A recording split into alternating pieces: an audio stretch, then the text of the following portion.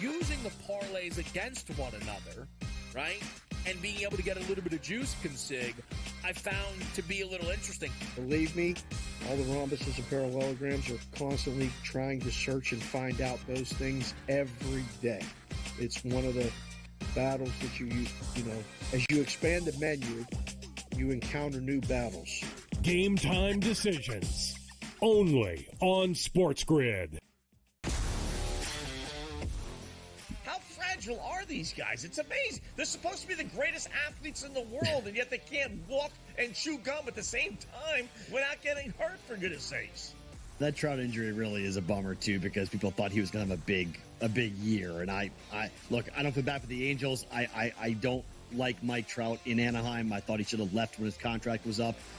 In-game live, prime time, only on SportsGrid.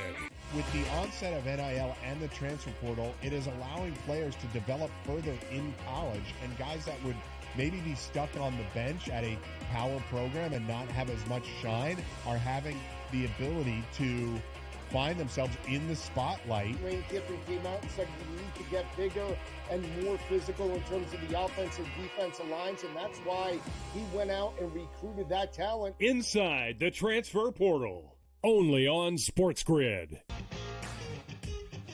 And now you have to qualify in these majors.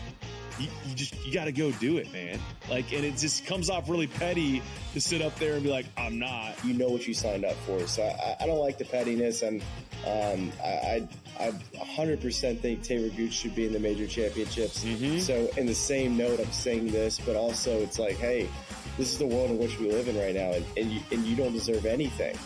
Only on SportsGrid.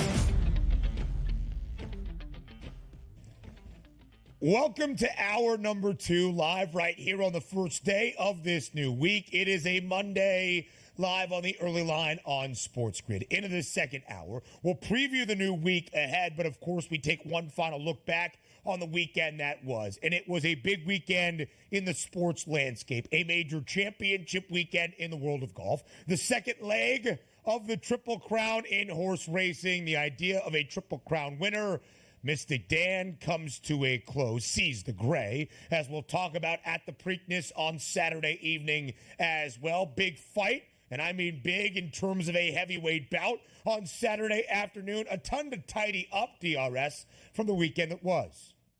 By the way, yeah, we do have a lot of hot topics to go through, but when you don't have the Triple Crown chance here, doesn't it feel like the Belmont just gets left out? It's like we care about the Kentucky Derby always, and you're forced to care about the Preakness unless when those Kentucky Derby winners decide to skip that week for the betterment of the horse. Certainly you can't get upset about that, but we always look forward to a chance at a Triple Crown. Now the Belmont comes up, which I don't even think it's at Belmont Park. I believe maybe it's Saratoga this year because Belmont is getting a facelift over the next 2 seasons. So that'll be interesting to watch it play out. So a little bit of a difference here coming up in the Triple Crown. How about that? We'll investigate the final leg of the Triple Crown and where exactly it is being held. But DRS, you're right. Whether at Belmont Park or up in Saratoga, it's now kind of just a party to end out the third and final leg. But we start with a major championship weekend in the world of golf. Of course, our last show together, the Friday edition of the Early Line, one of the crazier we have had here on TEL following the situation in Louisville ahead of round number 2 surrounding Scottie Scheffler, world number 1. So there was a ton of attention on the PGA Championship this weekend. We'll talk about Scottie in just a moment, but it wasn't Scheffler on top when all was said and done. It was Schauffele, Xander Schauffele. For the first time in his career, a major champion, a moment that every kid dreams of as you practice putting wherever you are at any stage of your golfing career. You line up a putt and you say to win on 18, a birdie putt for a major championship. And that is exactly what Xander Schauffele accomplished. 21 under for all 4 rounds of the tournament at the PGA Championship. And with his arms high up in the sky a major champion for the first time in his career, victorious at the 2024 PGA Championship. Yeah, it was pretty cool to watch it play out, too. And also, when you saw that 18th hole, knowing that you needed a birdie, and also, like, sometimes you just cheered along. Like, I had an over 4.5 birdies for Xander Schauffele, which he got very early in that round. I believe by the 10th or the 11th hole, he finally got that final birdie for me, because I started looking at the leaderboard and it's like, come on, Schauffele, don't have a 4 or 5 shot lead with 6 holes to go where you actually don't need to make birdie. You can just protect yourself. And he didn't need to do that. But never did I think it would come down to the 18th hole where he needed a birdie to win it. And everybody that's played golf or played in any sort of sporting event, you saw that chip go up there, which was a very good chip, but you saw the length of that putt, 5 to 6 feet. It's like, my goodness, man. Couldn't he have just laid that thing up to within gimme range or just walk up and tap in as a champion? He had to go out there and earn that. And my goodness, when he hit that putt and you just watched that circle around the drain before it went down, the absolute emotions that Xander Schauffele must have been going through once that putt was rolling were incredible, because it's not as if even if Tiger Woods, hey, I'm going to win my 16th, 17th, 18th, major championship, just getting your first one, knowing you had to earn it, that's got to feel great. Where it's like, you know what, on 18, I make birdie, I win this. And you know what? He went out and he made birdie. That's a great way to do it, man. Yeah, absolutely so. Tied at the start of the final round, 15 under, the top of the leaderboard with Colin Morikawa. And when everybody was going low all Sunday long, Morikawa did not, and even par 71. His only birdie of the day, his first and only on that 18th hole. But what Xander Schauffele accomplished this week was a huge moment in his career. He has won a gold medal in terms of Olympic golf, had finished top 10 in all 4 of the major championships, but never a major winner until yesterday at the PGA Championship. And he started his opening round with a historic 62. 9 under, the only ever 62 in a single round in the history of the PGA Championship, matching the lowest ever round in the history of major championship golf, including one of his other scores from last year to begin play at the 2023 U.S. Open, firing a 62. But Xander didn't win that week out in L.A. Xander was able to win this week. In DRS, you saw it reflected in the odds there. 14-1, third best price to win this year's PGA Championship, only behind Scottie Scheffler and Rory McIlroy. Each and every major, each and every elevated event on the PGA Tour. Xander Schauffele is one of the 5 best prices entering a tournament because he is always around the top of the leaderboard, will get off to strong starts, but in at least times past, not including Sunday, he kind of crumbles down the stretch or is unable to outlast the rest of the field. Not on Sunday, not in Louisville, not at Valhalla Golf Club. A major champion at 21 under. And everybody was giving him the best shot. Bryson DeChambeau, what a week it was. A final round 7 under 64 to shoot 20 under. Everybody went low all week long in Louisville. Xander Schauffele at 21 under par, the lowest of them all to finish on top, a major champion.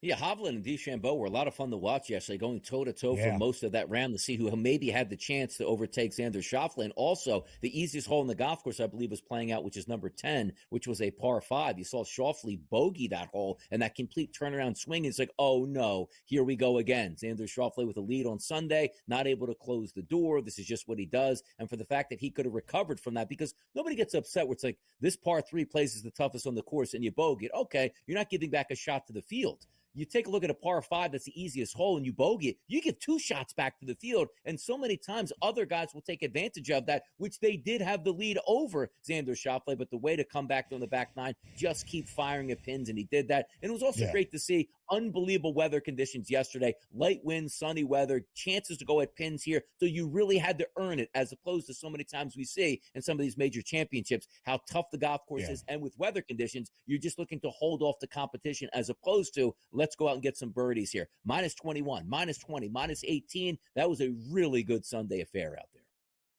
The lowest ever cumulative total field under par that we had seen in the history of the PGA Championship, and by a very, very good margin. Of course, the story of the weekend outside of Xander Schauffele was Scottie Scheffler, arrested prior to his start of the second round early on Friday morning for the traffic situation outside of Valhalla that we detailed for you all Friday morning long. Of course, Scotty returned in his second round to shoot a 5 under 66.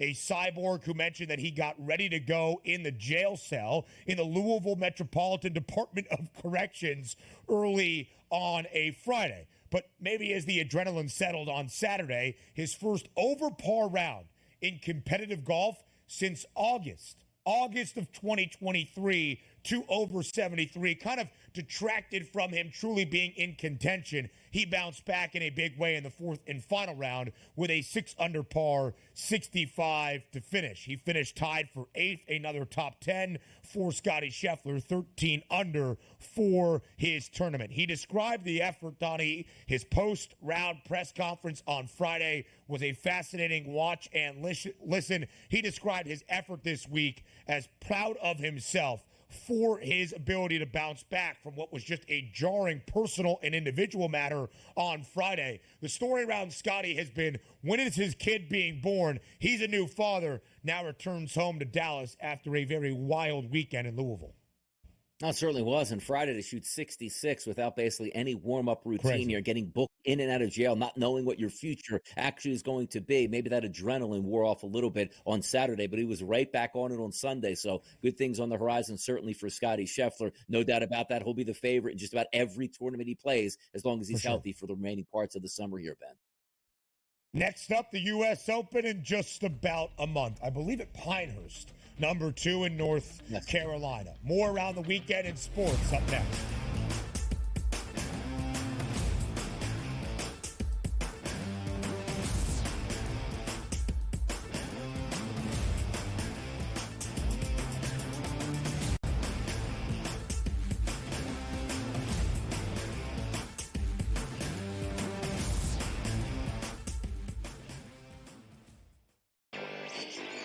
A surprise winner on the PGA Tour. Taylor Pendrith ends up winning his first PGA Tour win. He was pretty darn lucky to win. Ben Coles should have won that tournament.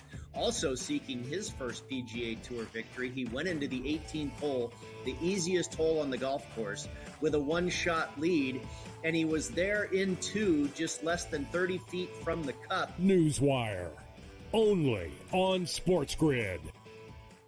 The Bostonian versus the Book. Do Leafs fans stop watching hockey now, or do they root for other Canadian teams, Cam? No, I'm not a proponent of that, and it's actually kind of bothered me that, like, all of the people in Toronto are kind of like, oh, now I'm going to cheer for the Oilers. Like, why? What was your affiliation with the Oilers? Like, Canucks still exist. Like, I don't lose automatically and say, yeah, I'm going to cheer for the Ottawa Senators because they're Canadian. No, I cheer for my bets. The Bostonian versus the Book. A lot of books, and outside of the New York area, the Canes are actually favored in Game 1 of this series. I'm seeing it right now. I see a -115 Canes, Rangers -105. I like the 6 and 7 games prop, like I took with Boston, Toronto, which we now know is going to cash. I think it's got a chance to go the distance. It's going to be a long, tough, close series. Sports Rage Late Night, only on SportsGrid. The Cam Rising stuff last year with Utah, 3 months of pretending he was questionable with a torn ACL, ridiculous. It's a lot of gray right now when it comes to this stuff, and we really are. When people say we're in like the second or third inning of sports betting, that's why I agree, because there's so many of those situations that are very, very difficult to explain to a novice. Game time decisions, only on SportsGrid.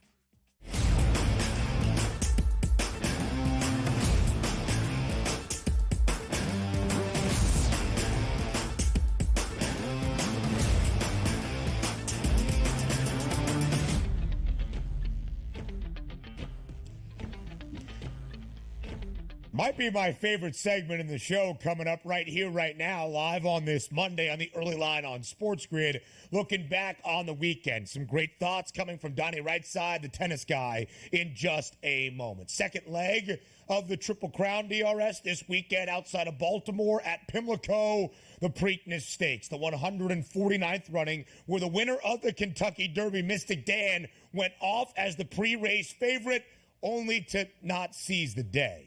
It was Seize the Gray, the winner of the second leg of the Triple Crown, the winner of the Preakness Stakes. So the idea that a Triple Crown winner could happen this year with Mystic Dan has now been put to bed. Sees the Gray victorious at the Preakness.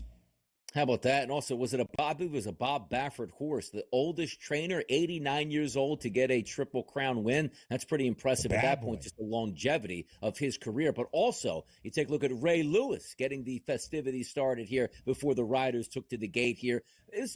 I like the Preakness because the Kentucky Derby is a lot for me. Even though the pomp and circumstance is so much fun, there's like 75 horses in the race. It's a lot easier to focus once you get to the Preakness here. But look, we didn't get a Triple Crown winner, which always adds to that excitement heading into the Belmont, but still a good race nonetheless. And I always like to see races in different conditions, how those horses will handle themselves. I believe they said the first time a muddy track in like 75 plus years at the Preakness here. They've had sloppy tracks before, but one of the worst tracks there, hey, still takes a winner at that point here. So good on Seize the Gray.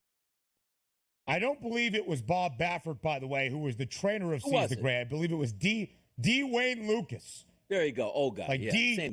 Wayne Lucas. Yeah, an older guy. Because Bob Baffert's the bad boy of horse racing, of course. I believe still banned from Churchill Downs and the Kentucky Derby. But Seize the Gray, the victor on Saturday at Pimlico. Went off around a 9-1 number, but 12-1 earlier in the week. And we can confirm, DRS, that the 2024 Belmont Stakes will be the 156th running of the Belmont Stakes, scheduled for June 8th, 2024. But the third leg of the Triple Crown this year will be at Saratoga Racecourse, more in upstate New York, not on Long Island, because Belmont Race Park is going under some current renovations and construction. The interesting thing is Belmont is the longest of the three races in the Triple Crown. Saratoga not as long, just 1.25 miles, so it will be run at that length. Now, also, let me question this as well. Like, if we don't have a Triple Crown, why do we need the Belmont? Do you know what I mean? Like, the Belmont should be run only if we have a Triple Crown opportunity. Because what's the point of that race now at this point? Money. What is it? No point to it. Money. What do you mean? What's the point? Money. Just money is the point. Up the money in Kentucky, up the money for the Preakness. If there's no Triple Crown, we don't need any more money. We don't need to watch this anymore.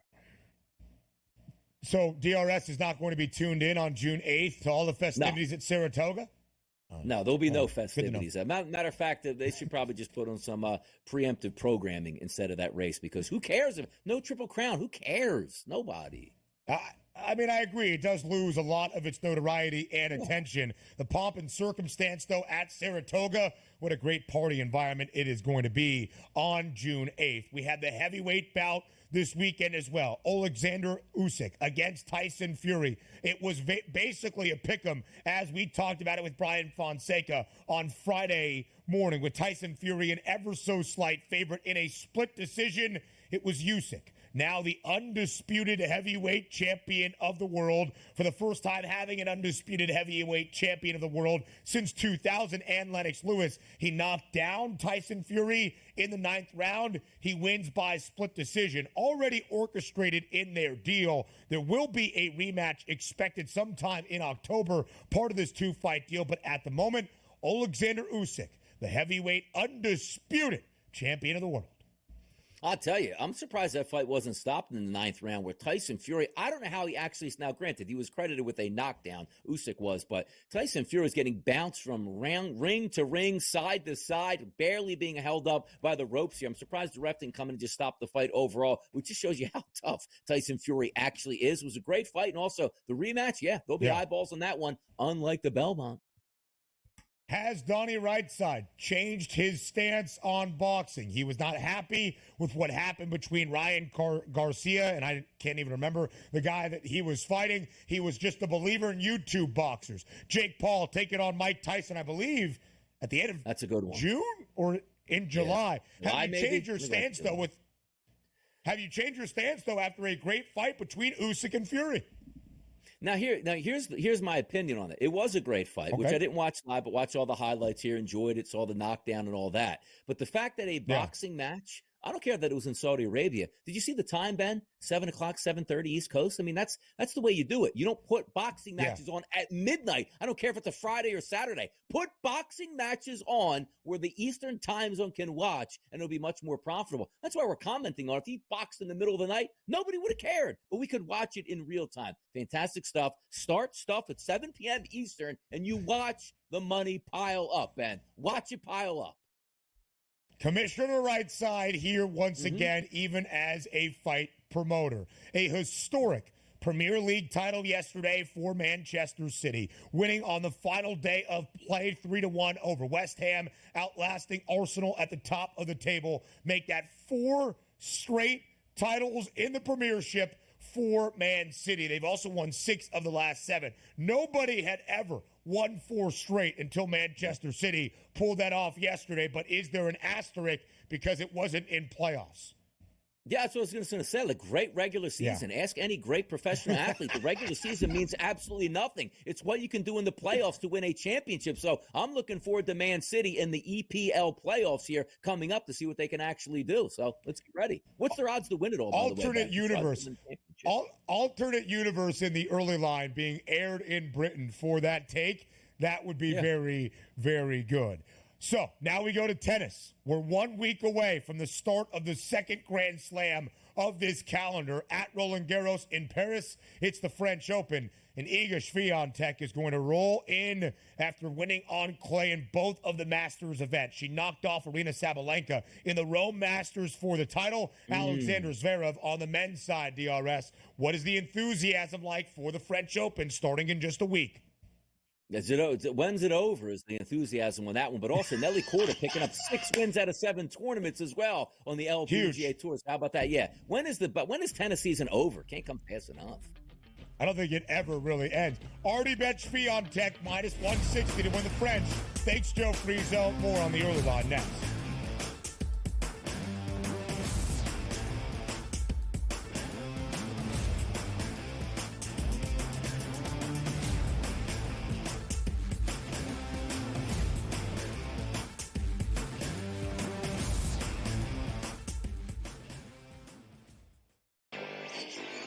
A surprise winner on the PGA Tour. Taylor Pendrith ends up winning his first PGA Tour win. He was pretty darn lucky to win. Ben Coles should have won that tournament.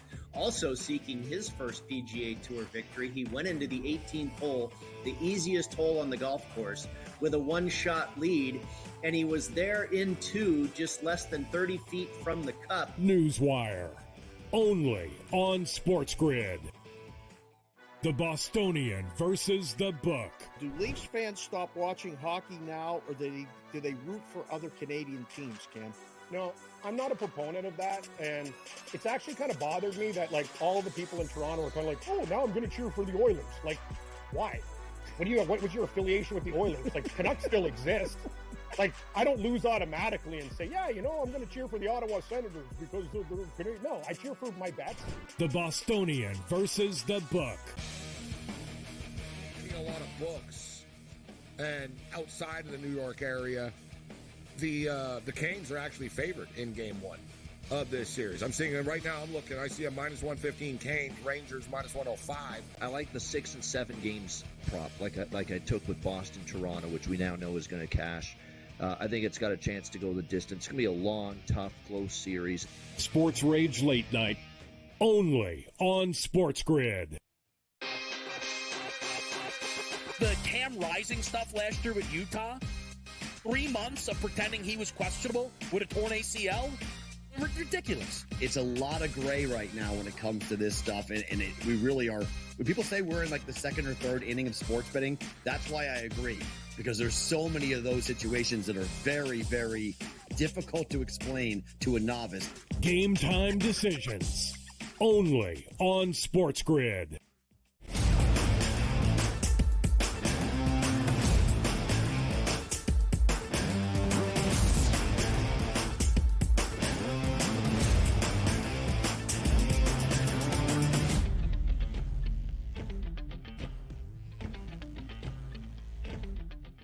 You want game sevens. We've got game sevens for you here on this Monday on the early line. We already looked back on the 2 game sevens we had yesterday in the NBA playoffs, where both teams won on the road to win a series in advance to the conference finals.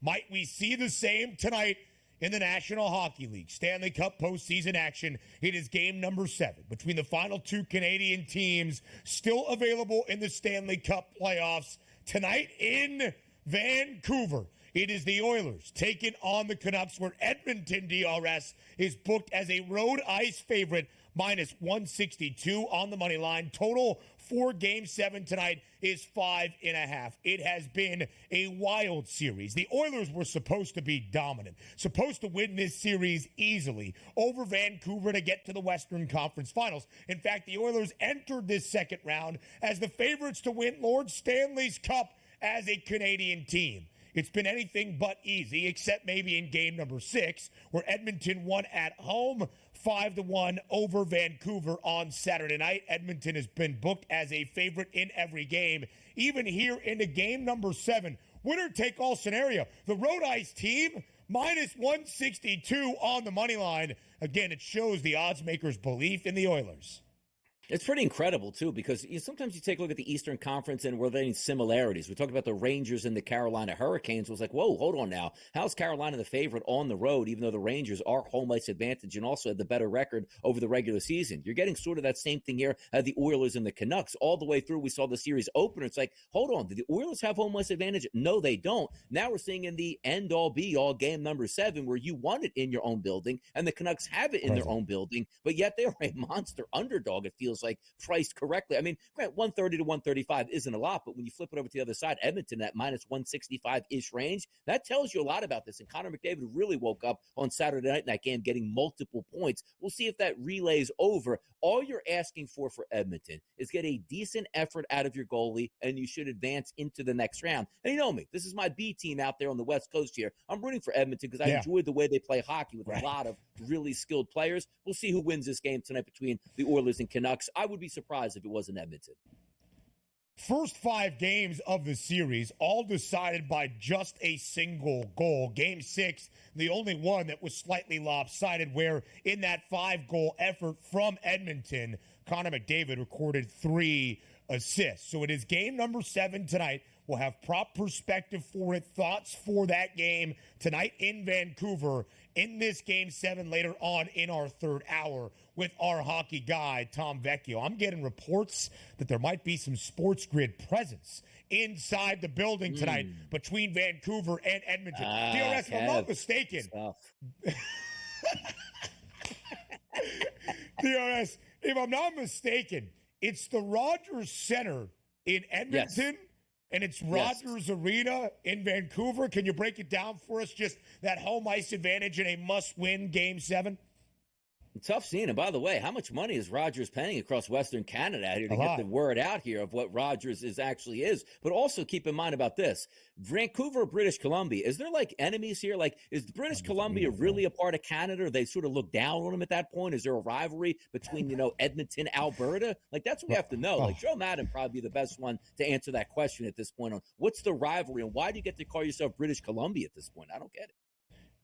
DRS, we're not even just scratching the surface in terms of Rogers. Rogers Arena in Vancouver. Rogers Place in Edmonton. Toronto. Rogers Center is the home of the Toronto Blue Jays. Yeah. So where do the Maple Leafs play? Hold on, I got to find this. Rogers got a lot of money, man. Goodness. I think they're the Scotiabank Arena up in Toronto for the Leafs. And that's also where the Raptors play as well. But we have the Rogers Center for the Blue Jays, Rogers Arena for the Canucks, Rogers Place for the Oilers. We only got 1 minute left in this segment, spending so much time with the free ads on Rogers. I believe is a internet provider in the Great White North. No? I believe it is. Right. By the way, can we get back Air Canada Center? It just always seemed like a better thing than Scotiabank, right? So. Yeah. Same thought for me, my man. All right, game number 1 of the Eastern Conference Finals is on Wednesday.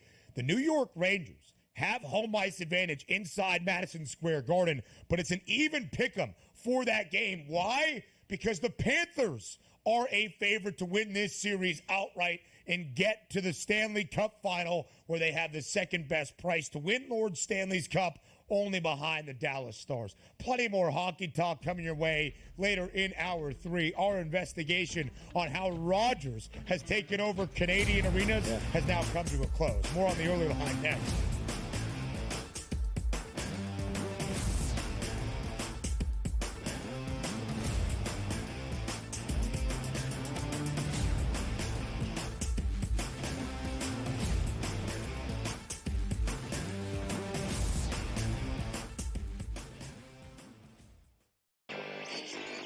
A surprise winner on the PGA Tour. Taylor Pendrith ends up winning his first PGA Tour win. He was pretty darn lucky to win. Ben Coles should have won that tournament. Also seeking his first PGA Tour victory, he went into the 18th hole, the easiest hole on the golf course, with a one-shot lead, and he was there in two, just less than 30 feet from the cup. Newswire, only on SportsGrid. The Bostonian versus the Book. Do Leafs fans stop watching hockey now, or do they root for other Canadian teams, Cam? No, I'm not a proponent of that, and it's actually kind of bothered me that, like, all of the people in Toronto are kind of like, oh, now I'm going to cheer for the Oilers. Like, why? What was your affiliation with the Oilers? Like, Canucks still exist. Like, I don't lose automatically and say, yeah, I'm going to cheer for the Ottawa Senators because they're Canadian. No, I cheer for my bets. The Bostonian versus the Book. A lot of books, and outside of the New York area, the Canes are actually favored in Game 1 of this series. I'm seeing it right now. I see a minus 115 Canes, Rangers minus 105. I like the 6 and 7 games prop, like I took with Boston, Toronto, which we now know is going to cash. I think it's got a chance to go the distance. It's going to be a long, tough, close series. Sports Rage Late Night, only on SportsGrid. The Cam Rising stuff last year with Utah, 3 months of pretending he was questionable with a torn ACL, ridiculous. It's a lot of gray right now when it comes to this stuff, and we really are. When people say we're in like the second or third inning of sports betting, that's why I agree, because there's so many of those situations that are very, very difficult to explain to a novice. Game time decisions, only on SportsGrid.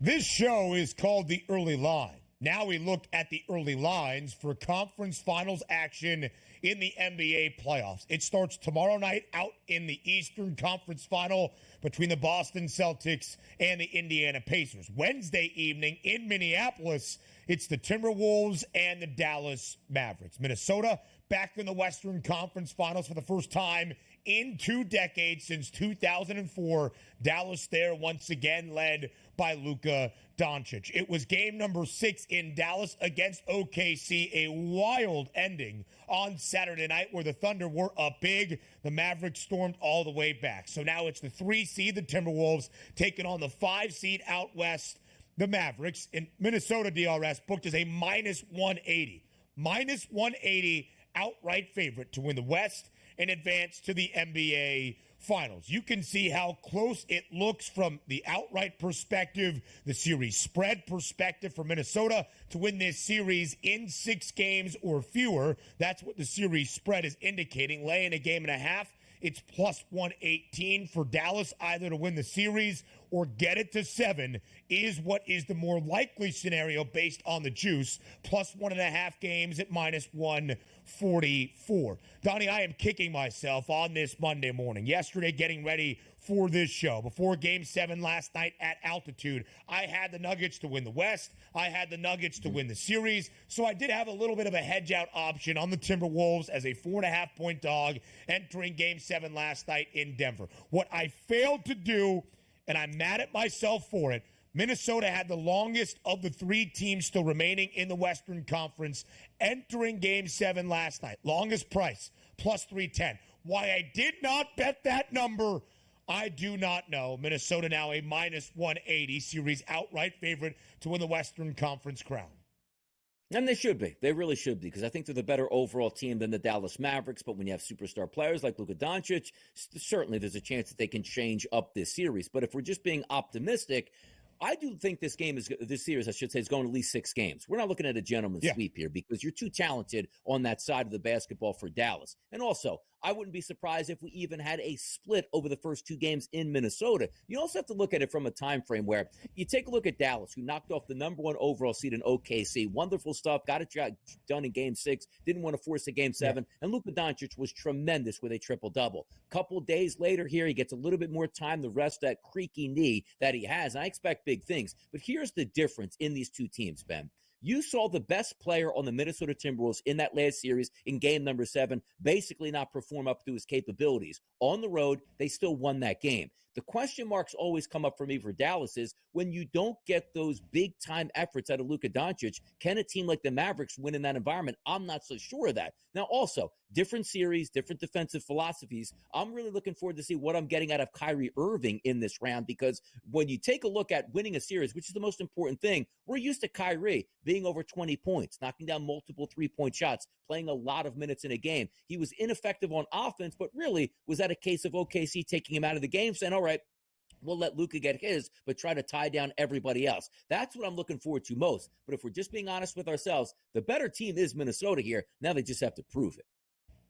Yeah, and that's where the odds makers stack this up. Not only home floor advantage baked into that number, but if Minnesota can knock out the reigning champs and win a Game 7 in Denver, I think it proves all we need to know about the Timberwolves. And DRS, you and I, throughout the entirety of this NBA regular season, discussed at the end of the day, with Minnesota and OKC battling it out for the top spot, could they hold off Denver? Could those other teams, once we reach the Western Conference playoffs, like the LA Clippers, like the Phoenix Suns, maybe like the Lakers or the Warriors, would they make a run with all their postseason pedigree and experience? For Minnesota to prove time and again, answer each and every question, pass each and every test to get to this point and have home floor advantage in the Western Conference Finals, it speaks to this team. The last time that Dallas was in the Western Conference Finals, that was 2022. The last time Minnesota was here, that was 2004. Outside of the Boston Celtics, the only other team to win a Larry O'Brien Trophy, the NBA championship of the Final Four in the NBA, that is the Mavericks. Some great research behind the scenes from our producer, Joe Frieso. So all of these teams, at least with these cores, with this group, with these rosters, a little bit unexperienced into this time. And when you look at the odds, Donnie, just not outside of who is favored to win this series, that is Minnesota, it goes to speak about what we can expect. The shortest number for this series to end is 6 games at 2-1 in the series total games market. But 5 and 7 are the same price at plus 220. Take it one step further. Shortest price in the series correct score. That means the team to win the series and in how many games they get it done. It's Minnesota in 7, 4 games to 3 at a 4-1 price. 4-1, relatively long, as we'll compare it to the Eastern Conference in just a moment. Second best number is Dallas in 6 at plus 470. The odds makers, frankly, don't really have that much of a clear clue of who wins this series. That would be Minnesota. But how long it goes, I think it's at least 6 games. But at the end of the day, I think the Timberwolves win the West. Yeah, and by the way, we will be treated to a great series if it does go 7. I can't wait for that to match up because we're not anticipating that great of a series in the Eastern Conference, so hopefully this one can carry. But I agree with you here when you're taking a look at the Boston Celtics and how they line up against the teams in the Western Conference, because so many times it's that championship pedigree that wheels you over the top, and the Boston Celtics don't really have that championship pedigree with this team. Multiple Eastern Conference Finals appearances. You take a look at the NBA Finals, it just hasn't worked out for the Celtics. But now there's no more excuses. Oh, look, my goodness, they get Denver, who just won it last year. They're used to it. They'll be able to handle the pressure. So that is a case here for the Boston Celtics to win it. But also, let's take a look at some other odds aspects here of the Western Conference Finals. We do this a lot, and typically in the NCAA, it's like, okay, is your team going to win the championship? Can you get better odds for the MOP if your guy wins it, as opposed to just playing a big number? The reason why it was tough to do with Connecticut, there was multiple guys that you were figuring do have a crack at that. But let's take a look at this conference with the MVP. Anthony Edwards, minus 150 price. Luka Doncic, plus 165. You take a look at the prices. Minus 180 is a favorite for the Timberwolves, plus 146 here for the Dallas Mavericks. To me, it seems easy. If you are going to win this series, even though in game number 7 it didn't work out where Anthony Edwards had a great game, it's going to be Anthony Edwards that's going to lead this team if they win it. Same thing with Luka Doncic. In what world would it be where Kyrie Irving at a 16-1 price is the better player over, let's just say, a 7-game series? So I always think those prices are intriguing. Anthony Edwards, Luka Doncic, I think you have some value if you just bet the conference finals MVP as opposed to just who's going to win the series itself. I mean, those odds mirror exactly the series outright prices. Minus 180 for Minnesota. Their star is Anthony Edwards. It's minus 150. Dallas to win the series outright is plus 146. Luka is 19 cents difference in his own individual aspect at plus 165. It is a narrative award at the end of the day. Even if P.J. Washington has a better few games in there, or Kyrie Irving has a better game 4 than Luka Doncic, it does not matter. If Dallas wins based on the narrative, Luka is going to be the reason that Dallas got to the finish line. Same story for the Ant-Man on the other side. Narratives win out. In game number 1, I'm very intrigued to see how this plays out because Minnesota has home floor advantage. Minus 4.4-point favorite for game number 1. Total of 206.5. A couple of strong trends entering this series. The Mavs have been booked as an underdog 4 times in this postseason. 3-1 straight up and against the spread. Minnesota, in all 4 victories in their second round series against Denver, total stayed under. Again, I know we have those game 1 odds. 4-point spread in favor of the Timberwolves, 206.5. Is that over-under for the opening game? Donnie, if I think Minnesota holds serve on their home floor, I lean under for game number 1. Yeah, you're probably right on that. And also, the chances here, you have the Dallas Mavericks with a little bit extra rest, but also didn't have to go game number 7. Is that game number 7 going to be a carryover or sort of a letdown at this point for Minnesota? Like, okay, we just beat the champions. Now it's on to the next one. Maybe Dallas can steal a game early in that series.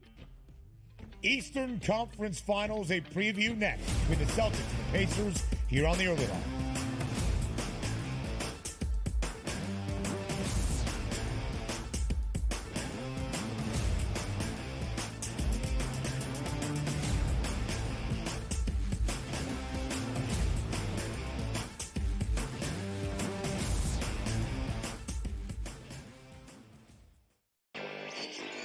A surprise winner on the PGA Tour. Taylor Pendrith ends up winning his first PGA Tour win. He was pretty darn lucky to win. Ben Coles should have won that tournament.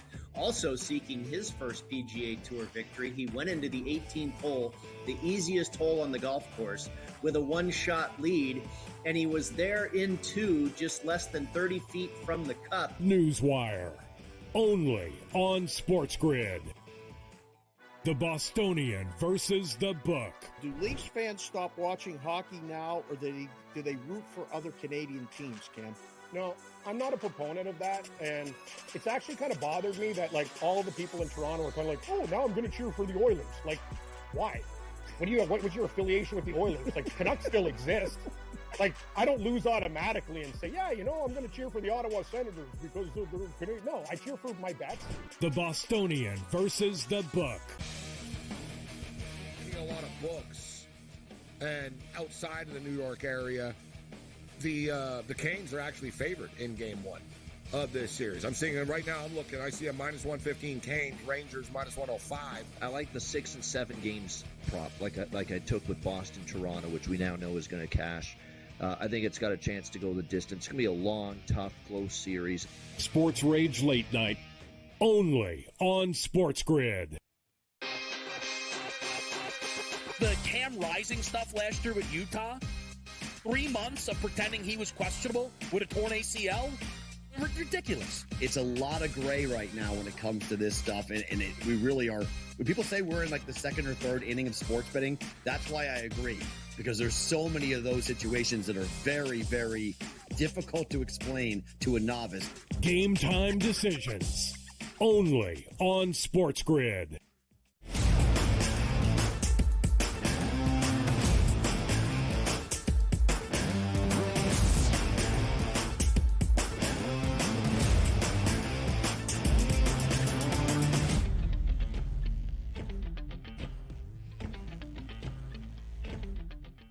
So we expect an all-out gauntlet in the Western Conference Finals between the Minnesota Timberwolves and the Dallas Mavericks. The T-Wolves an odds-on favorite to win the series outright at minus 180.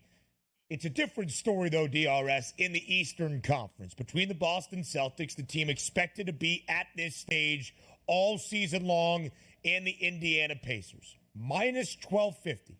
Minus 1250 is the series price outright for an Eastern Conference Finals matchup between the Celtics and the Pacers. So I guess the question to you, Donnie, is this series going to be any more competitive than the odds makers expect? I do. And competitive doesn't mean that the Pacers are going to win the series, because I don't think they can do that. But competitive might mean going 6 games and something that we can all enjoy. And also, as you saw that graphic posted up here from this morning, at a plus 710 price to win the series for the Indiana Pacers, that is just lowered momentarily here to a plus 680 price. And I agree with that. Like, why not just take a flyer on the Pacers? Because sometimes it's not necessarily about what that ticket is going to do and can you see out the plus, let's just say, 680 price right now. But if you do think that the Pacers can be competitive and maybe get a split on the home court like the past 2 teams have done here, including the Cavaliers and also the Miami Heat in games number 2 in the Boston Garden, that maybe you can go back with a 1-1 split with a better Pacers team than what we saw or thought of, I should say, over those first 2 rounds. So the plus 680 price might be worth a flyer, because if they can get a 1-1 series split in Boston, you can turn that ticket into some money. That number is crazy, because also, do I think the Celtics win the series? Absolutely, I do. But that price point at minus 1250, do factor in, okay, let's just say Porzingis doesn't come back the first 2 games, right? That's already hamstrings a little bit there at the Boston Celtics. Right. But you can't ever count out a price point that big where we go, oh, no, Jaylen Brown cracked his wrist here and he's going to be out. I'm not saying we anticipate that, but it's a little bit easier to swallow, being like, okay, I laid minus 180, a couple injuries for Boston, didn't work out. You lay minus 1250 and you get an injury there. Now you're saying, like, why did I lay this big of a number here? Too many factors to take the Celtics. The only way I would look is towards the Pacers plus 680, get a split in games 1-2, and maybe you can hedge out of that ticket later. And that was going to move the odds drastically for this series if that's how things play out. Let's call a spade, right? Boston and Indiana both have been tremendous beneficiaries in their opening 2 series due to injury. Boston played Miami without Jimmy Butler, and then Cleveland for a good majority of the series without Donovan Mitchell. Game number 5, barely anybody recognizable on Cleveland. That's a shot to some of the Cavaliers, I guess, but I don't mean it as such. Just Spida not there, Jared Allen not there, Karis LeVert not available for game number 5. Closed as a 16-point favorite, did Boston. The largest spread in their favor since at least 1990 in NBA playoff action. Indiana, in its opening round, did not have to face Giannis for Milwaukee. Damian Lillard not available for a couple of games in that series. And then, of course, in round number 2, the banged-up New York Knicks. No OG Anunoby, no Mitchell Robinson at that point. And then Jalen Brunson injured late in game number 7. Not sure it would have made a difference, but it just is what it is. Will we see injuries rear their ugly head in this series? We hope not. But it's been a story of the postseason runs for both of these clubs in the Eastern Conference playoffs. Donnie alluded to it. ESPN's Adrian Wojnarowski yesterday saying he expects, based on sources, Kristaps Porzingis to miss both games 1 and 2 of this Eastern Conference Finals. We'll get to where Boston stands in that game 1 price in just a moment. But, Donnie, the Celtics have had a pretty similar script so far in this postseason.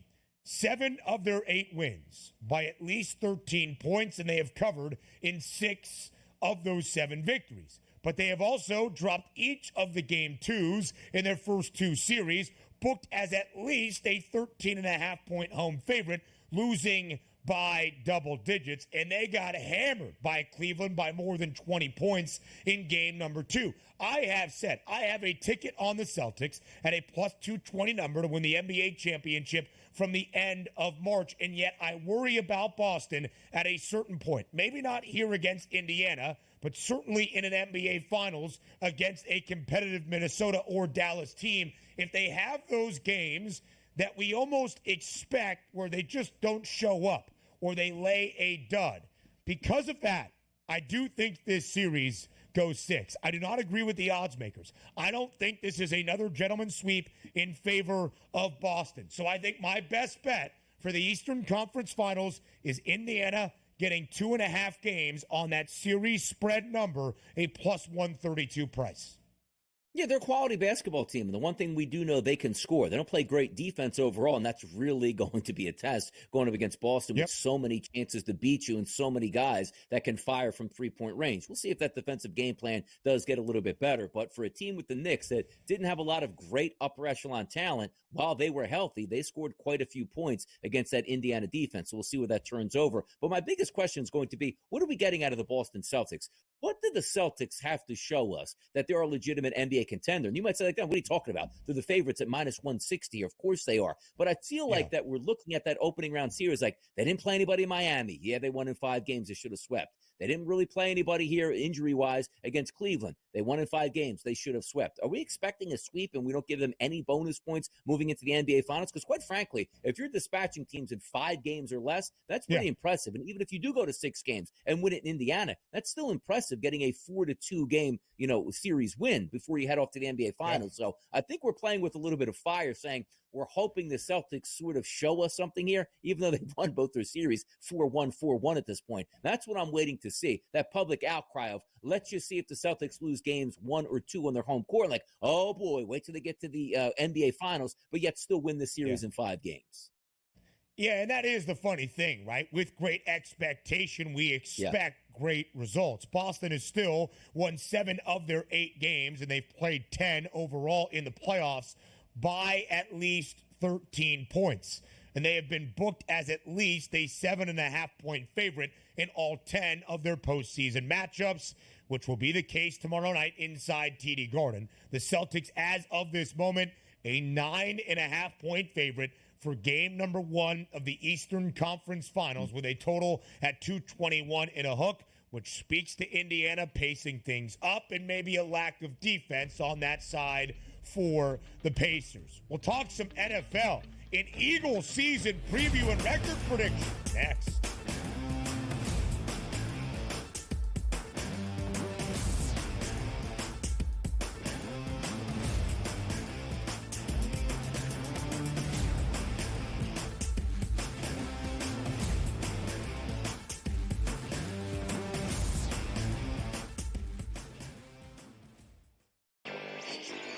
A surprise winner on the PGA Tour. Taylor Pendrith ends up winning his first PGA Tour win. He was pretty darn lucky to win. Ben Coles should have won that tournament.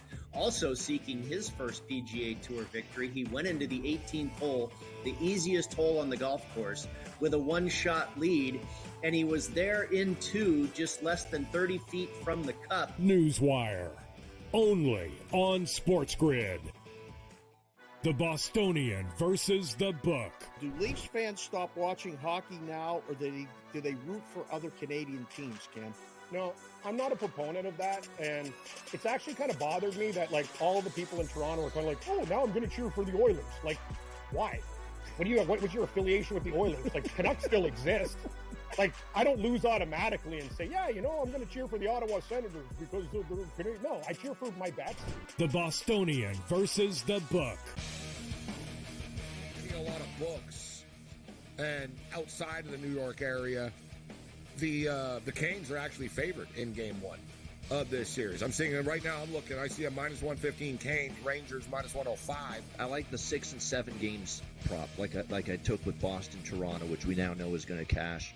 I think it's got a chance to go the distance. It's going to be a long, tough, close series. Sports Rage Late Night, only on SportsGrid.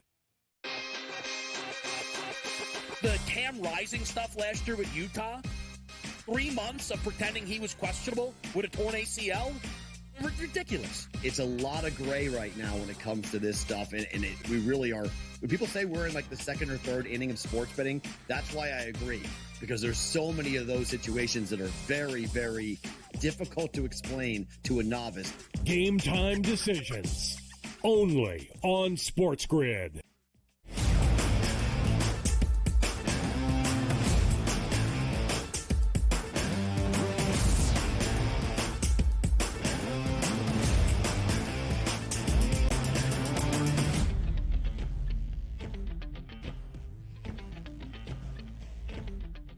The NFL schedule fully released this past Wednesday for the entirety of the 2024 National Football League campaign, and lost in the shuffle, in the craziness of Friday morning, live right here on the early line as we were following every new update and development of Scotty Scheffler being arrested and detained in Louisville and of round number 2 of the PGA Championship, was maybe my favorite segment of what we had planned for Friday morning. That was Donnie's Eagles schedule prediction for 2024. If you remember, on Thursday, our very own Craig Mish said at this point of the year, after the schedule release, I hate when we have talk show hosts come on and go week by week, game by game, win, loss, win, and do a schedule record prediction for an NFL season. Craig, eat your heart out. Here's one for the Philadelphia Eagles and Donnie right side. DRS, when you look at the Eagles schedule just on paper, as it was fully unveiled on Wednesday evening, where do you land? 1 to 10. Hard, easy, medium? What's your stance? I think it's a decent schedule. I don't think it's overly easy. I don't think it's overly tough. Also, you like the fact that late in the season, you're getting 4 out of 5 home games at Lincoln Financial Field. So you have to close the gap on somebody. That is going to be your chance to do that. There are also some scheduling quirks in there, like game number 1 against the Packers, which should be a home game at Lincoln Financial Field, which is going to take place in Brazil. Also, the thing I look for first, the Philadelphia Eagles have a home Thursday night football game, which is a major advantage of having an away Thursday night football game. So I do think the schedule does set up pretty well for the Philadelphia Eagles off of a very good offseason. Now, as we know, you don't win NFL championships in the offseason, but they can help you win games the following season. So very optimistic with the offseason for the Eagles and the schedule coming up that they have here, Ben. So our guy, Warren Sharp, lead NFL analyst here on SportsGrid, doing great work with his team over at Sharp Football Analysis, does one of my favorite things each and every offseason after the schedule is released, but even before, as you know, opponents and where the games are going to be played. It's based on strength of schedule difficulty for projected win totals, not what a team did last year, their overall record, and adding all that up, but what is their win total for a new season? And you're expected to play them, then how exactly difficult is your schedule going to be? The Eagles, DRS, according to Warren Sharp's team, 9th easiest schedule around the National Football League in the top 10 based on opponent win total projection. So if we look at the Eagles' schedule, let's go week by week. Let's have a little bit of fun here, shall we? Week number 1. They're a 1.5-point favorite in Sao Paulo against the Packers. Is that an outright win in the Brazilian opener? I would say yes. Like, again, if this was at home, I would say absolutely yes. But it's just difficult circumstances. As we know, teams really don't play all that much in their preseason. So really, game number 1 is the ultimate preseason game down in a separate continent at this point. So I would give the Eagles the nod over the Packers, but be much more confident if that game was actually a true home game for the Eagles. All right, so here's what we're going to do. Week 2 and beyond. I'm just going to say, opponent, you give me win or loss. Week 2, home, Falcons. Win. That's a win. Week 3, on the road in New Orleans, Saints. That's a win. Week 4, on the road in Tampa, Buccaneers. Chance for a loss for the Eagles, so we'll go loss there. Back-to-back road games there, NFC division, Buccaneers at home. I'll go loss. Gotcha. All right, so through 4 weeks then, is that 2-2? Did you predict a win over the Packers? Yeah, that'd be 3-1. Oh, 3-1. 3-1 by week number 5. Week 6, home game, Browns. Win. Week 7, road game in New York against the Giants. It's another win. 5-1 to start. On the road in Cincinnati, week 8 against the Bengals. That's a loss. All right, 5-2. Week number 9, at home in November against the Jags. That's a win. Sunday on the road, week 10 in Dallas against the Cowboys. They usually split with the Cowboys, so we'll go loss for the Eagles here. All right, so 6-3 after week 10. Week 11, home against the Commanders. We got to fire through. That's a win. All right, week 12, Rams. Loss. Week 13, at the Ravens. Loss. Week 14, at the Panthers. W. Week 15, at home against the Pittsburgh Steelers. That's a W. Week 16, on the road in Landover against the Commanders. That's a W. Week home against the Cowboys, you said win. Regular season finale, week 18 against the Giants. I'm guessing win? Should be a win, but the Eagles might be taking off because it could be the number 1 overall seed, so things up in the air. So we'll go win there just to be safe. So if we tally it all up and you come back to Monday, May 20th, at the end of the year, Donnie Rightside predicts a 12-5 season in 2024 for the Eagles. That was fun. Hour 3 next.